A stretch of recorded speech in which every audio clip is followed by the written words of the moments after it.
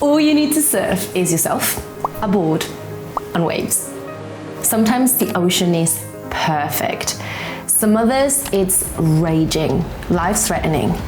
And then sometimes it's just flat. No surf today. You see, tides, swell, and wind make every session different. It's a sport that's built around chasing the perfect wave across the globe. And this unpredictability is at the core of surfing because incredibly, there is a formula for the perfect wave and it depends entirely on nature. Let me show you. Waves begin as storms far out in the ocean.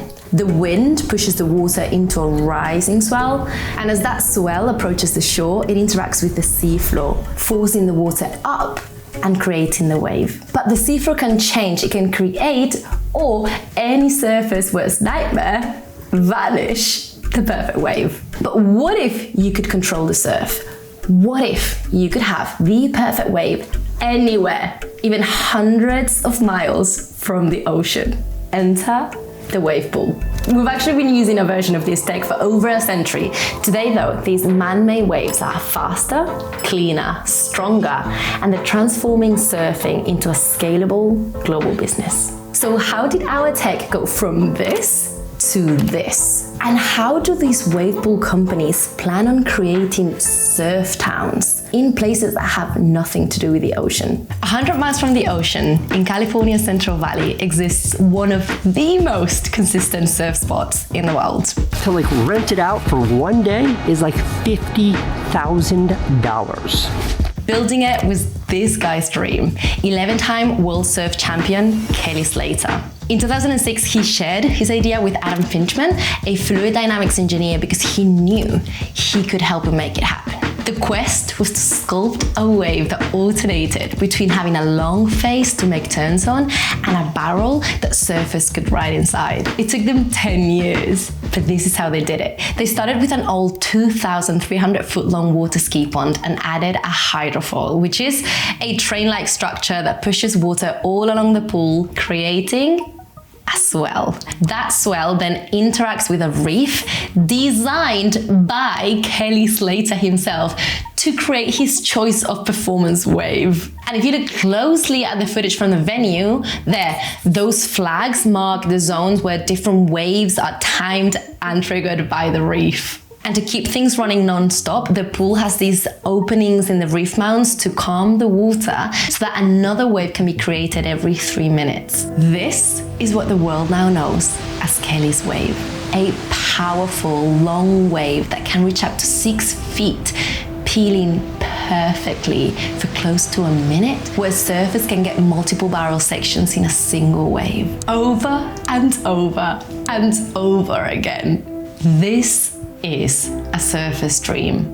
It's a controlled and consistent environment for high-performance surfing, and it became the first man-made wave to earn a place in surfing's World Title Tour. But sadly, for the majority of surfers, the Surf Ranch, home to Kelly's wave, is out of reach. It can only be accessed by a VIP invite to celebrities like Chris Hemsworth, or via private group trainings if you can afford them. But even the prices are a bit of a mystery, you can't find them anywhere on the website. But according to Wavepool magazine, renting out the Surf Ranch can set you back a modest $70,000 in high season or $50,000 in low season. And in case you're thinking about it, you should know that $20K is the difference between feeling like you're surfing in a hot island or in an oven. And if you're trying to do the math, I'll help you out. For 12 waves, it can work out to $575 per wave or $12.75 per second. Kelly's wave was never meant for normies. It was made by the elite for the elite, and that's probably why it's so expensive. And while this is incredible technology, it's also exclusive, which means that its potential to impact the world in any relevant way, it's pretty minuscule. But there's more than one way to build a wave pool.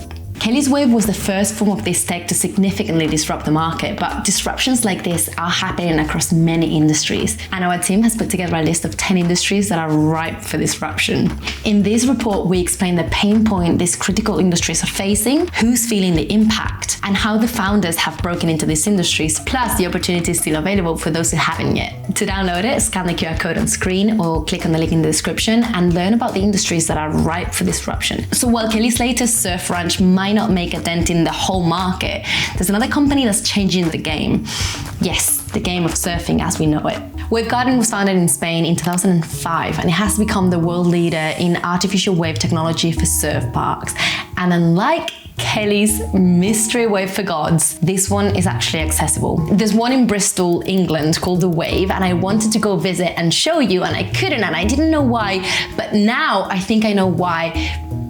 But more on that later. The entry fee is about £55 or $75 and in that price included gear rental like the wetsuit, boots, hats, gloves, whatever you need. If you're a beginner, a foam board like that one is included, and if you're a bit more advanced and you need another board, you can rent it out for about £15. So a session would be about $95 if you need to rent a board. And sure, you could buy the same gear for around, I don't know, like $500 if you go secondhand, and head to the beach for free as many times as you want. But that's only if you live near the beach, and then you're at the mercy of all the variables that I told you about earlier. For this price, you get guaranteed waves. But how does it work?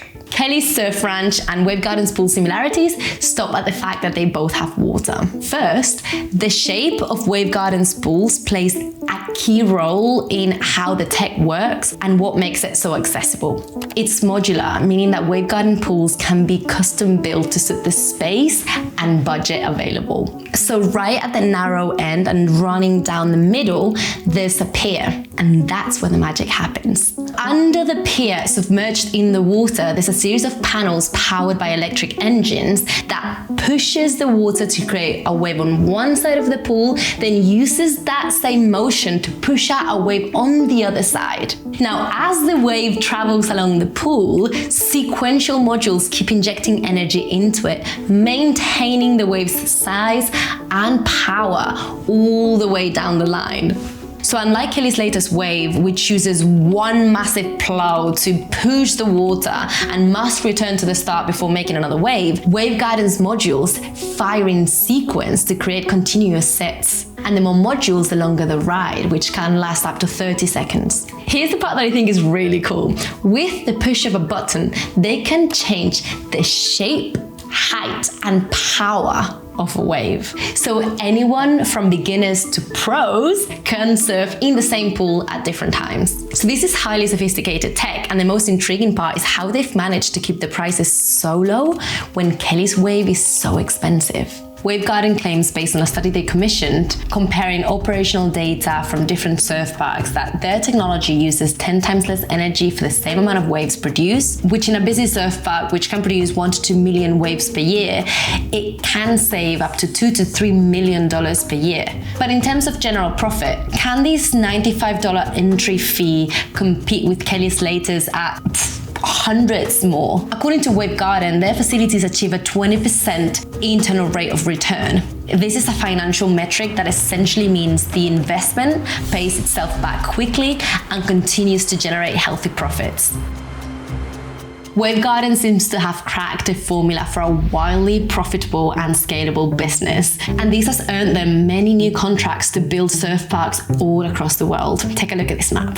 Wavegarden currently has the most operational surf parks worldwide. It has 9 facilities with 12 projects under construction set to open between 2025 and 2027, and another 70 projects in development. But the real needle mover is not with these plain old surf parks.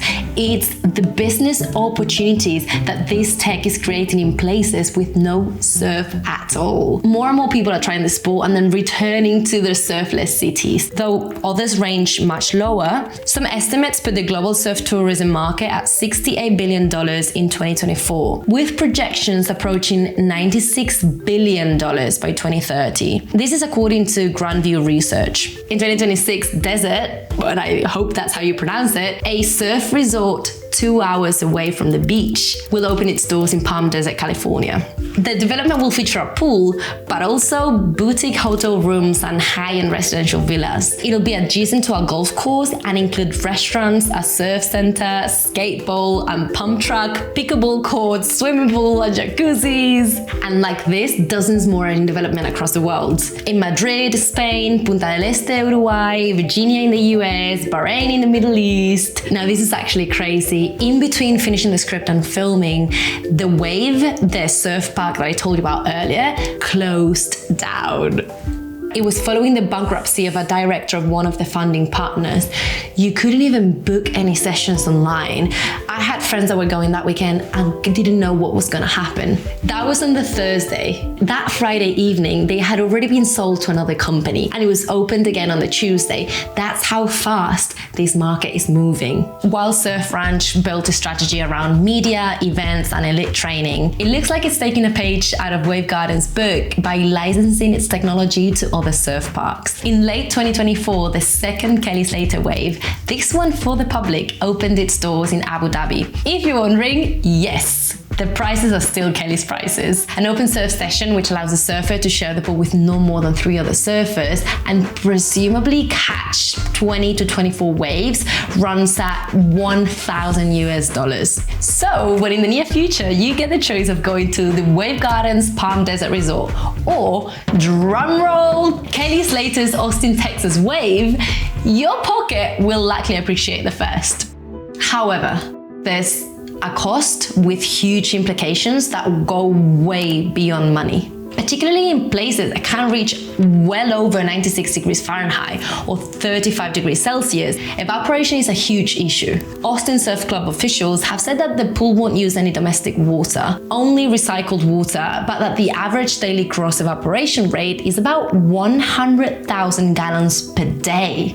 In general, Wavegarden seems way more vocal than Kelly's company in how they're trying to reduce water usage in their pools. For example, the Palm Desert project will restore some land to the desert by removing grass around the golf course, reducing water usage by 34.8 million gallons per year. But this wave pool is still in the desert. And even with water-saving measures, it'll still need 19.1 million gallons of water per year. That's approximately 29 Olympic-sized swimming pools.